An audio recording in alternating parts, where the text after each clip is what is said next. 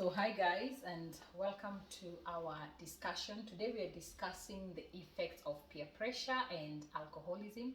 I'm joined by Anthony Kenyan, a former alcohol addict and someone who has really improved and has restructured his life. So, this is just a message to the teens on how peer pressure can affect you and how you can come out of it. Anthony is one guy who has gone through it all in terms of alcohol and the mess that has gotten him into and how he came out clean. So he wants to talk to the peers on how to avoid such. We will listen to his experience because he's somebody who has even gone to the ICU. He's done it all in terms of alcohol. And today he's here to talk openly and advise the young ones on how to avoid the same. So Anthony, if you don't mind, you can just quickly introduce yourself. Thanks for having me. My name is Anthony Kenyan, also known as DJ Rasanto. Recovering alcoholic slash addict for the last 11 years. I've been clean and sober since August the 3rd of 2010. Yes. Oh, nice to have you. So just a quick background. Give us your background, where you are raised, the kind of family you had, and all that. Well, I come from a very church-fearing and religious family. I was brought up in the church, grew up in the church, went to a very good primary school, pretty much had a really nice childhood. Can't complain about my childhood. Went to one of the more notorious high schools in Kenya known as Isili High. Oh, Isili High, are you there, guys? And after that, after high school, I was fortunate enough to travel here to the States on a visit. Before we reach the States, I would like to take you back. Tell me that specific day when you first took that alcohol sip. What led into it? Who were you with? Why were you prompted to drink? Christmas Day, Form 2, I guess. Form 2? Yeah, Christmas Day, a few of my friends, we got together. Their parents had traveled up country. We got what was known as Toivo, I remember. What's Toivo? Toivo is what used to be known as a fruit punch. It was an alcohol. Fruit punch. Alcohol Okay. made of fruits and stuff. So the parents had traveled and we bought like a big bucket where we just wanted to. My birthday is fortunately or unfortunately Christmas Eve, so we were celebrating my birthday / Christmas Day, and that was the first time I tried it, man. And I thought I was funny. I thought I could sing better, man. It was like the best feeling ever. I'd never tried anything like drinking, so I thought it was the best feeling ever. So were you forced, or is it something that you had ever craved to have? Did you have like parents who maybe took alcohol or any? What influence, apart from the kids coming together and drinking, you as a person, if you are to be put aside and asked to drink, would you have done that? Well, my father was a severe alcoholic, so it kind of ran in the family.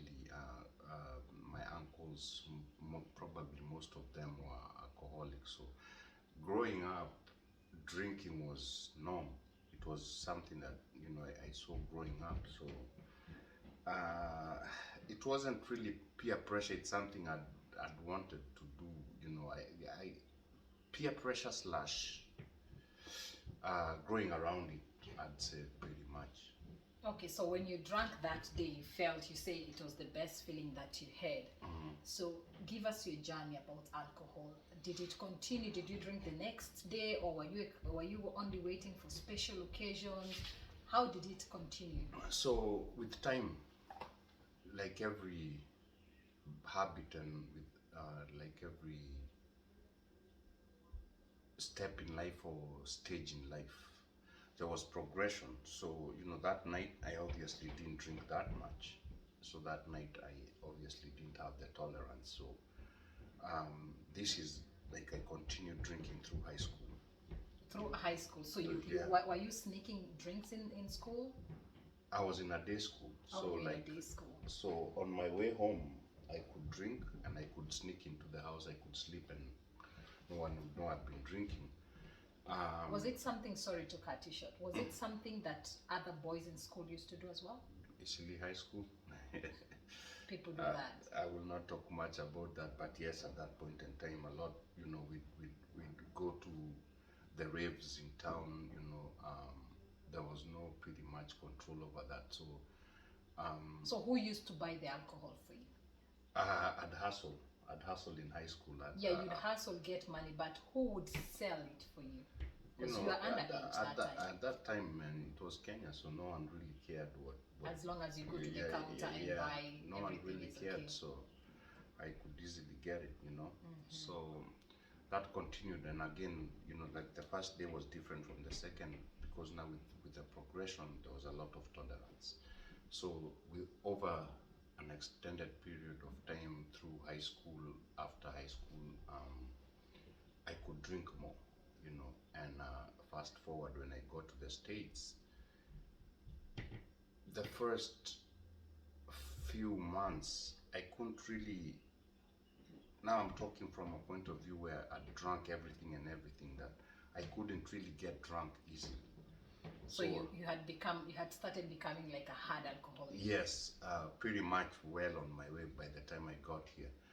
So when I got here, the first few months, I'd drink different types of beers that wouldn't get me drunk, and over time I think I sampled over like 30 beers before I arrived to vodka. And that's when I wouldn't, in the beginning, my first few months in the States, I wouldn't drink as much vodka, but over time, like when I first started working, when I started making my own money and when I could afford the drink, that's when number one, the drinking took off, the tolerance took off, the progression took off, everything took off, because now there was no, whatever I could afford, I could drink as much as I could afford. So with time, I got into the nursing field, and I'd work the morning shift, so I'd usually say get off of work and go home, and say from 4 or 5 in the afternoon, I'd have that time till the next morning when I was working. So what I'd do is I'd pretty much drink a few beers and a little bit of, say, a few shots here and there of say brandy, vodka, gin, whatever. Okay, just to cut, so the drinking continued, as I understand. Yeah. What point did it reach for you to know you are an addict? When I couldn't do without it. When I woke up and I knew I needed a drink just to be normal. So you could not be normal I anymore? couldn't function. I couldn't. Number Did one. you feel it was a problem? Did you know that you had reached a state that you needed help? Or? Oh yeah, because now I started losing jobs. I started losing friendships. I started losing relationships, and when it got to that point is when now you really can't pretty much have a conversation without having a drink. So that also means you can't really go to work without having a drink. So at this point in time, now you're dependent on the. You can't do without alcohol. Yeah, like alcohol exactly. becomes something that makes you come back to normal. Yeah, exactly. And what are some of your worst experiences while drinking? What are some of the things that you regret or you feel like that was quite a... Well, I ended up in the ICU a few times. Not even once, a few times. Oh, a few times. So you drink until you black out, or your organs, you've started messing up everything? Yeah. ICU, arrests, fights, you name it, I got into all of it, because now there's times where I'd really, like you see, I'm a big guy, so when I was drunk, I was I was violent. I was just pretty much uncontrollable. Uncontrollable. Yeah. I see. So, where was your turning point? What made you take that turn? So fast forward. So this happened for a few years. It was the same cycle where I'd get a job, drink it, lose it. Because I'd get paid and I'd forget I had a job. So this continued for like say a few years, man. No savings, no development, just nothing. drinking, drinking, drinking. Yeah. So And what was the reason why you came to the US? Was it to help yourself? Were you running away from something? that kind of the reason why I got here kind of got lost in all of that because You left the whole reason why you yeah, came. because my goal or my dream was to join the military. So when I got here, that went up in smoke, and pretty much like I said, the cycle continued where I'd drink, I'd get a job, I'd lose it, I'd lose the apartment, I'd lose the car, I'd lose everything, and then it would start all over again where I'd lose the car, I'd lose the job, I'd lose everything, and Did you have a goal when you're coming here saying like, okay, when I go, this is what I want to do? Or did you just come aimlessly? no, I had a goal.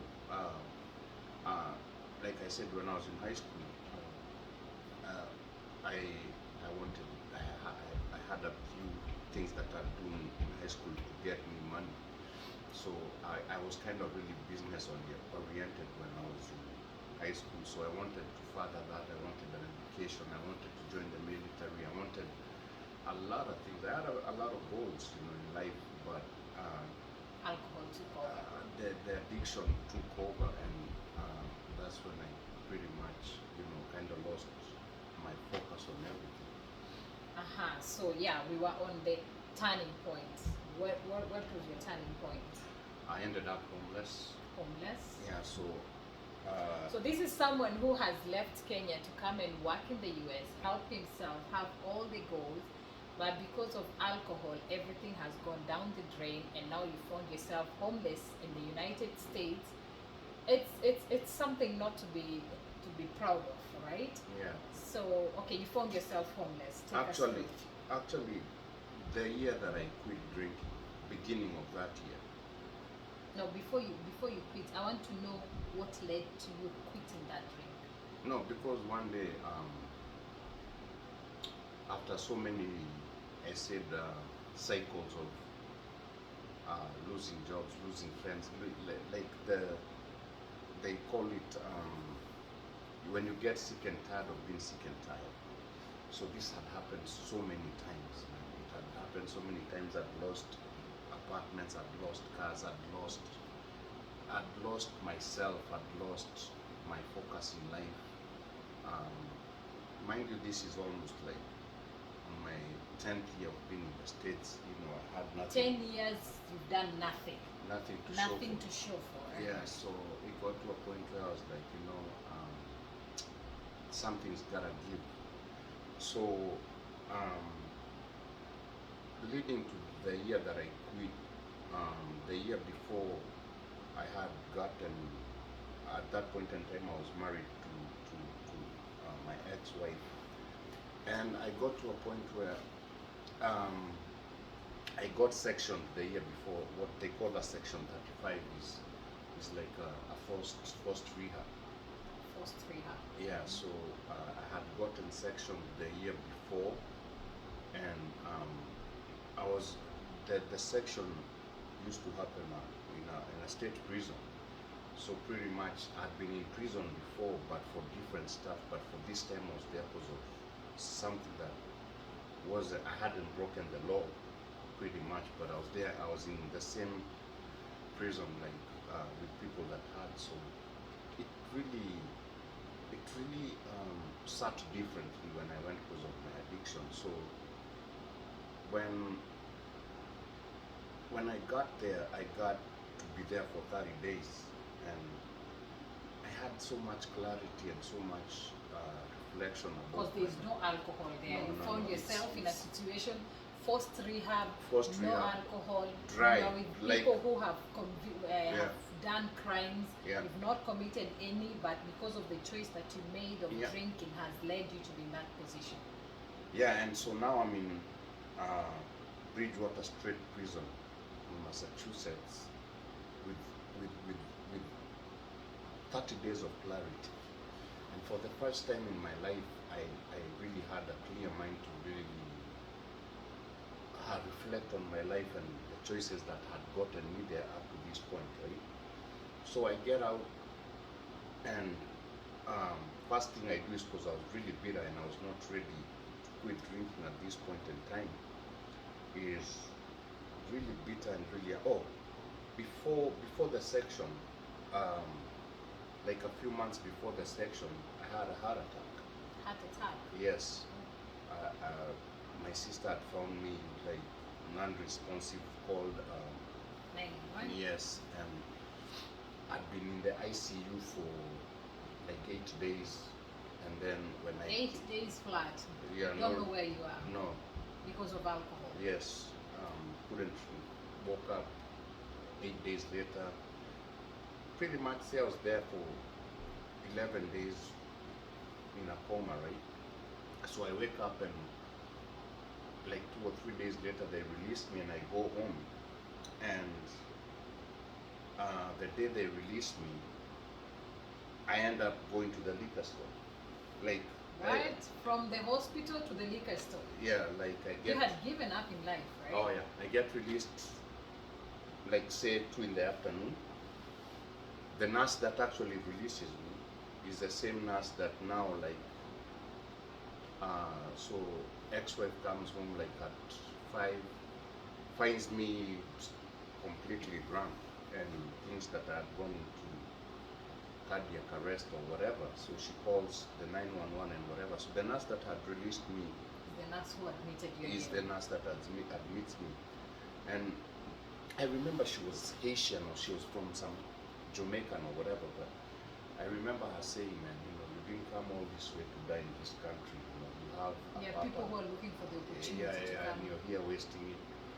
So after this now is when I get the section, and it's when I really look at my life, and I get like 30 days of clarity. But the day, because this wasn't my choice, this was something that You're I forced. forced. So I end up getting out and going home, and when I get home that night, I get drunk again, but I couldn't go to where I live because I had a restraining order.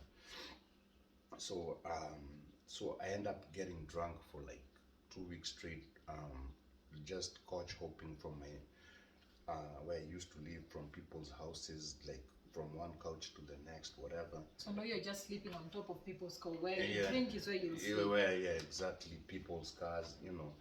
And then finally, you know, end up working things out with the ex-wife, whatever. But that one Sunday, I remember it was a Sunday where now I'm at this point in time I'm a severe alcoholic. Now at this point in time, it's when I can't really function without a drink. At this point in time is when I need a drink to be normal. At this point in time, I wake up with the shakes. If I don't drink, like, I get totally sick. So I remember one Sunday just being so tired and so sick, and just sitting somewhere and just crying, and like, What have I come yeah, to us? What has entered? Like, where have I? Yeah. How have I reached here? At this point in time, I've not been working for like 2 months straight, so the landlord doesn't even want me in his house anymore.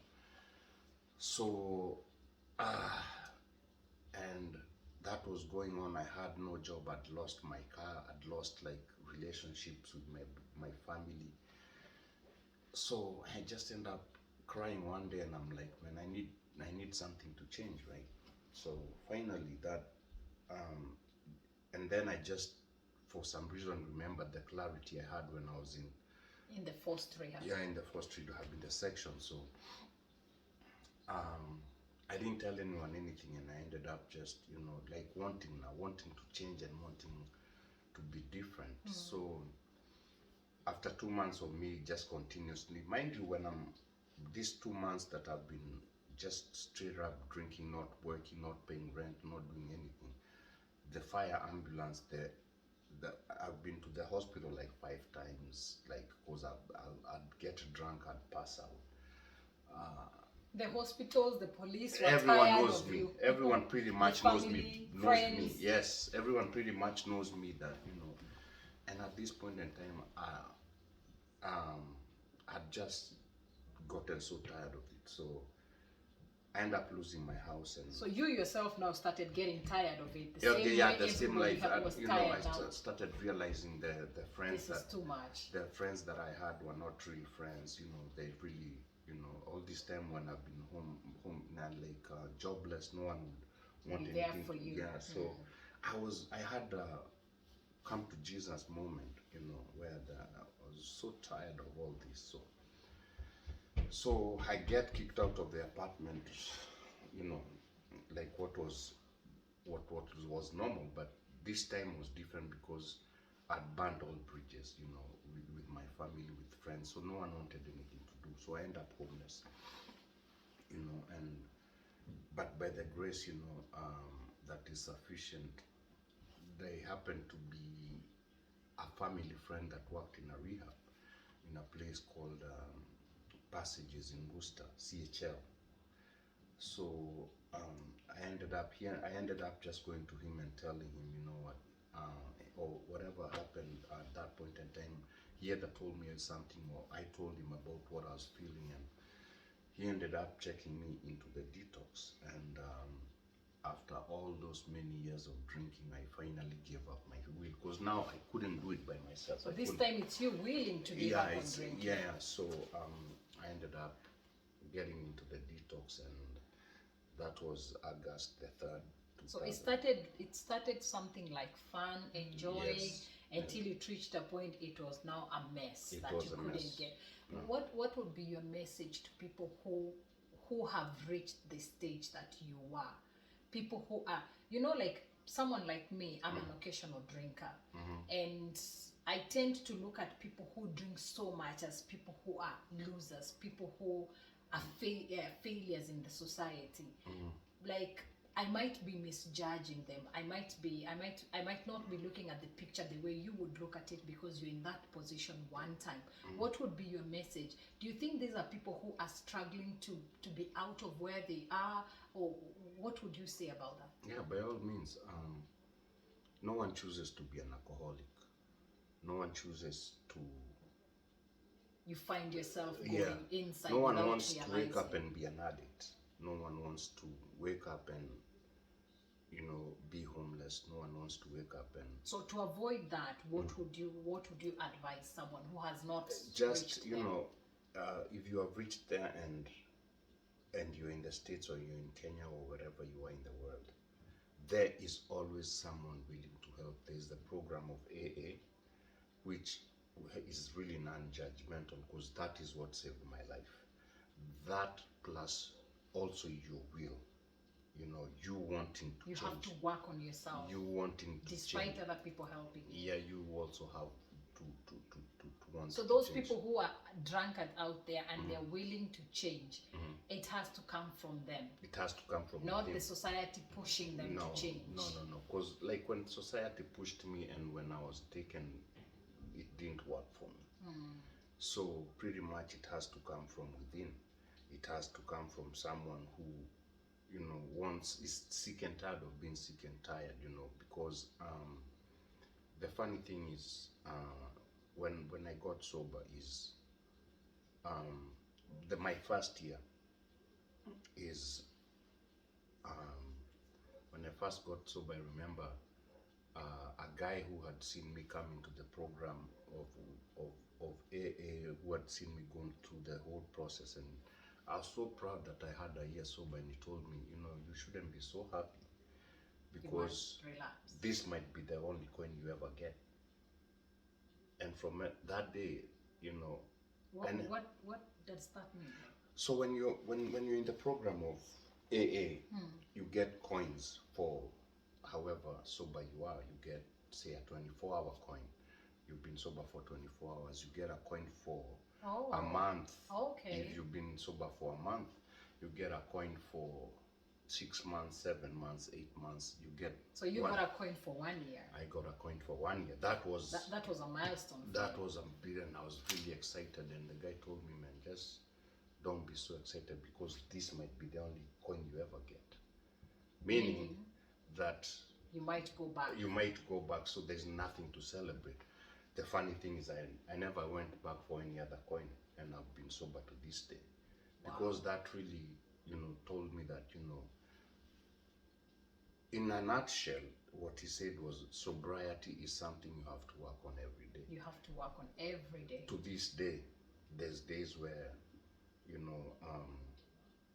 I have good days and I have bad days. I have some days are easier, some days are really hard. I'm still human at the end of the day. So it's something that you have to work on every day. So my advice to someone who's struggling right now is it has to come from within if you can't do it by yourself, but you also have to look for help.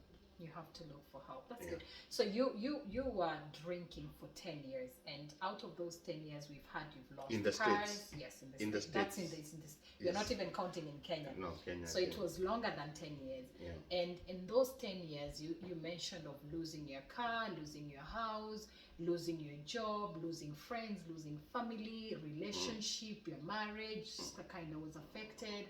So in 10 years, so much happened to you. Now that you've been sober for almost 11 years? 11 years. 11 years. Tell us some, congratulations, 12 years is good. Tell us some of the achievements that you've done within this year, within this period that you've been sober. You said you're a DJ. Can't wait to listen to your music. So you can say your name as a DJ. My name is DJ Rasanto. On all platforms, DJ Rasanto. So I got into that. That was my first fruit of sobriety that I've always wanted to DJ. So I got into that as something else, as a channel to. So you look for something that you're passionate about. So music, music, to keep you alive. Reading something, because with time, that idle time is what is dangerous. It's a dangerous time. Okay. So I got into DJing, and then worked on a few things, and I was able to travel to Kenya after 13 years. Wow. And the second fruit of sobriety was I started investing a lot in real estate back home. That was it like immediately after, or maybe after? This is after. Now I went to Kenya and came back, and actually that in itself, because I'd always thought of myself going back to Kenya in a casket. Oh God. That was a gift in and of itself. So. So for you had already pictured yourself you'll be taken in a casket. Oh yeah. You didn't see yourself getting out of it. Yes. But by the grace of God, here we are today. Yeah. So that was the second gift of sobriety, and after that, I started working really hard, and I started making some few investments. So I was able, So it's possible to come out of such a situation, put your feet down, get yourself together, start life afresh. You might have wasted a few years, but they still hope to restart your life and become somebody. Yes, did the DJing for a bit. Started working on the rentals back home, moved to a different state, and now hopefully hoping to own a home here. When I say even just as the smallest of little things as having an own bank account and being able to even run is just a miracle in and of itself. I mean, I can't even, man, I have a son, all those years I was out there, I couldn't be, in his life? Yeah, no, but I've gotten a son when after I got sober.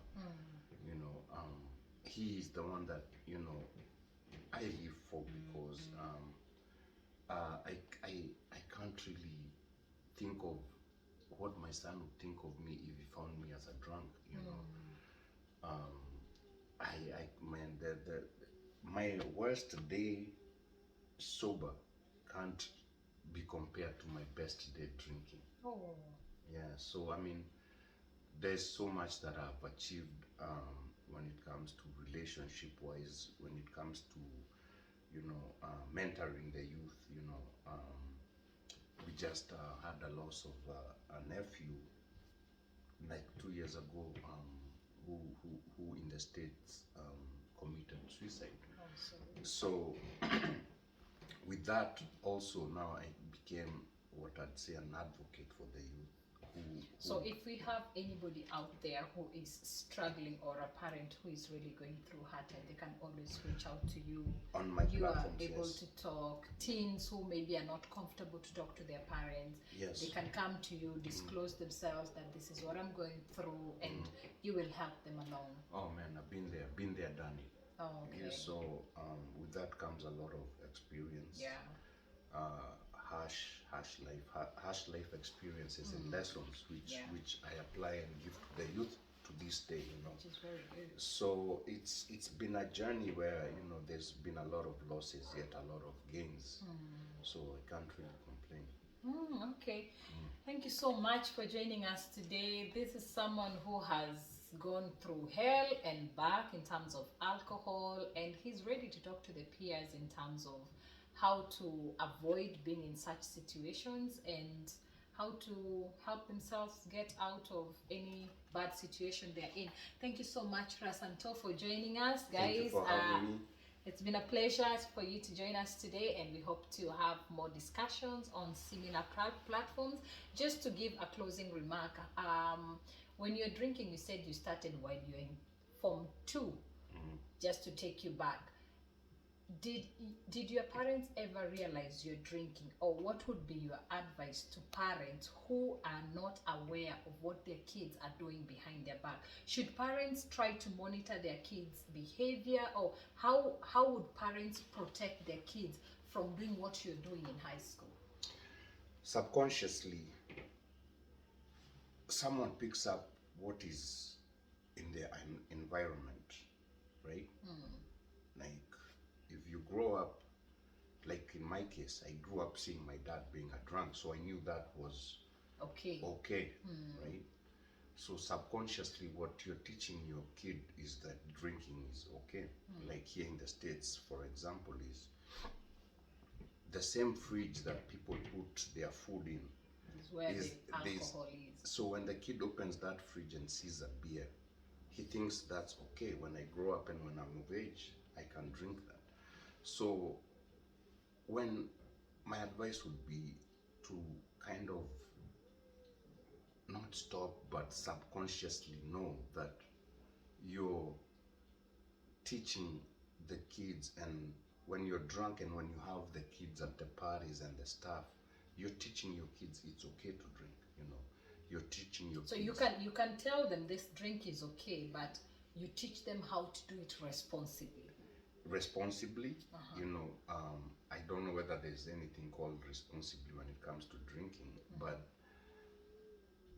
subconsciously what we do shouldn't be something we pass on to our kids without our knowledge. Like I said, if we're in the States and we put the beer and the drinks and whatever in the same place where they have their foods, they will grow up knowing it's okay to drink. If you smoke around your kids, they will grow up knowing it's okay to smoke around, to smoke. So as we should be self-aware and self-conscious that what I'm doing might affect my kids. Is this what I want to pass on to my kids? Exactly. All right, guys, without taking so much time, thank you so much for joining us, and we will see you next time. Till then, God bless.